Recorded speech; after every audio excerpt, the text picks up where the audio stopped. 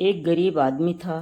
एक दिन वह राजा के पास गया और बोला, महाराज, मैं आपसे कर्ज मांगने आया हूँ। कृपा कर आप मुझे 5,000 रुपये दें। मैं 5 वर्ष के अंदर आपके रुपए वापस कर दूंगा। राजा ने उसकी बात पर विश्वास कर उसे 5,000 रुपये दे दिए। 5 वर्ष बीत जाने के बाद भी जब उस व्यक्ति ने राजा के 5,000 रुपये नहीं लौटाए, तब राजा को मजबूरन उसके घर जाना पड़ा। लेकिन वहाँ वह व्यक्ति नहीं मिला। जब भी राजा वहाँ जाता, बहाना बनाकर उसे वापस भेज दिया जाता। एक दिन फिर राजा उस व्यक्ति के घर गया। वहाँ और कोई तो नहीं दिखा। एक छोटी लड़की बैठी थी। राजा ने उसी से पूछा, तुम्हारे पिताजी कहाँ हैं? लड़की बोली, पिताजी स्वर्ग का पानी रोकने गए हैं। राजा ने फिर पूछा, तुम्हारा भाई कहाँ है? लड़की बोली, बिना झगड़े के झगड़ा करने गए हैं। राजा की समझ में एक भी बात नहीं आ रही थी, इसलिए वह फिर पूछता है, तुम्हारी माँ कहाँ है? लड़की बोली, माँ 1 से 2 करने गई है। राजा उसके इन ऊल जलूल जवाब से खींच गया। वह गुस्से में पूछता है, और तुम यहाँ बैठी क्या कर रही हो? लड़की हंसकर बोली, मैं घर बैठी संसार देख रही हूँ। राजा समझ गया कि लड़की उसकी किसी भी बात का सीधा जवाब नहीं देगी, इसीलिए उसे अब इससे इन बातों का मतलब जानने के लिए प्यार से बतियाना पड़ेगा। राजा ने चेहरे पर प्यार से मुस्कान लाकर पूछा, बेटी, तुमने जो अभी अभी मेरे सवालों के जवाब दिए, उनका मतलब क्या है? मैं तुम्हारी एक भी बात का मतलब नहीं समझ सका। तुम मुझे सीधे सीधे उनका मतलब समझाओ। लड़की ने भी मुस्कुराकर पूछा, अगर मैं सभी बातों का मतलब समझा दूं, तो आप मुझे क्या देंगे? राजा के मन में सारी बातों को जानने की तीव्र उत्कंठा थी। वह बोला, जो मांगोगी वही दूंगा।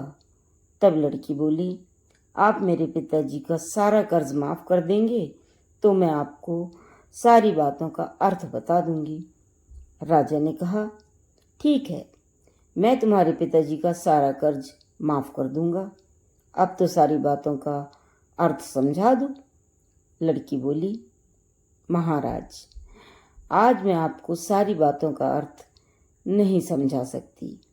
कृपा कर आप कल आएं। कल मैं जरूर बता दूंगी। राजा अगले दिन फिर उस व्यक्ति के घर गया। आज वहाँ सभी लोग मौजूद थे। वह आदमी, उसकी पत्नी, बेटा और उसकी बेटी भी। राजा को देखते ही लड़की पूछी, महाराज, आपको अपना वचन याद है ना?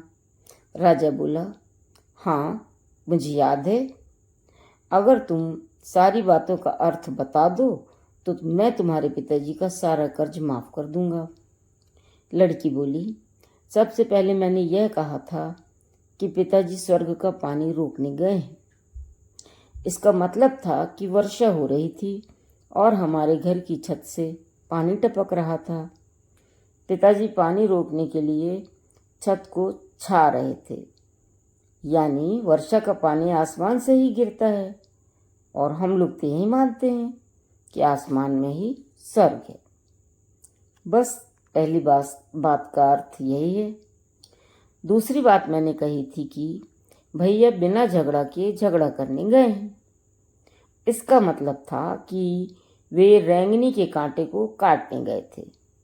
अगर कोई भी रेंगनी के कांटे को काटेगा तो उसके शरीर में जहाँ तहाँ कांटा गड़ ही जाएगा, यानी झगड़ा नहीं करने पर भी झगड़ा होगा और शरीर पर खरोंचें आएंगी। राजा उसकी बातों से सहमत हो गया। वह मन ही मन उसकी चतुराई की प्रशंसा करने लगा। उसने उत्सुकता के साथ पूछा, और तीसरी चौथी बात का मतलब बेटी? लड़की बोली, महाराज, तीसरी बात मैंने कही थी कि माँ 1 से 2 करने गई है। इसका मतलब था कि माँ अरहर दाल को पीसने यानी उसे एक का 2 करने गई है। अगर साबुत दाल को पीसा जाए तो एक दाना का 2 भाग हो जाता है, यानी यही था 1 का 2 करना। रही चौथी बात, तो उस समय मैं भात बना रही थी और उसमें से एक चावल निकालकर देख रही थी कि भात पूरी तरह पका है कि नहीं। इसका मतलब है कि मैं एक चावल देखकर ही जान जाती कि पूरा चावल पका है कि नहीं। अर्थात चावल के संसार को मैं घर बैठी देख रही थी। यह कहकर लड़की चुप हो गई। राजा सारी बातों का अर्थ जान चुका था। उसे लड़की की बुद्धिमानी भरी बातों ने आश्चर्य में डाल दिया। फिर राजा ने कहा, बेटी, तुम तो बहुत चतुर हो, पर एक बात समझ में नहीं आई कि ये सारी बातें तो तुम मुझे कल भी बता सकती थी, फिर तुमने मुझे आज क्यों बताया? लड़की हंसकर बोली, मैं तो बता ही चुकी हूँ कि कल जब आप आए थे तो मैं भात बना रही थी।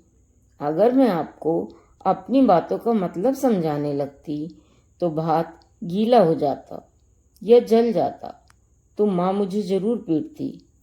फिर कल कोई भी नहीं था। अगर मैं इनको बताती कि आपने कर्ज माफ कर दिया है तो ये मेरी बात का विश्वास नहीं करते। आज स्वयं आपके मुंह से सुनकर कि आपने कर्ज माफ कर दिया है, जहां इन्हें इसका विश्वास हो जाएगा वहीं खुशी भी होगी। राजा लड़की की बात सुनकर बहुत ही प्रसन्न हुआ। उसने अपने गले से मोतियों की माला निकाल उसे देते हुए कहा, बेटी, यह लो अपनी चतुराई का पुरस्कार। तुम्हारे पिताजी का कर्ज तो मैं पहले ही माफ कर चुका हूँ। अब तुम्हें या तुम्हारे घर वालों को मुझसे बहाना नहीं बनाना पड़ेगा। अब तुम लोग निश्चिंत होकर रहो। अगर फिर कभी किसी चीज की जरूरत हो तो बेझिझक होकर मुझसे कहना। इतना कहकर राजा लड़की को आशीर्वाद देकर चला गया। लड़की के परिवार वालों ने उसे खुशी से गले लगा लिया।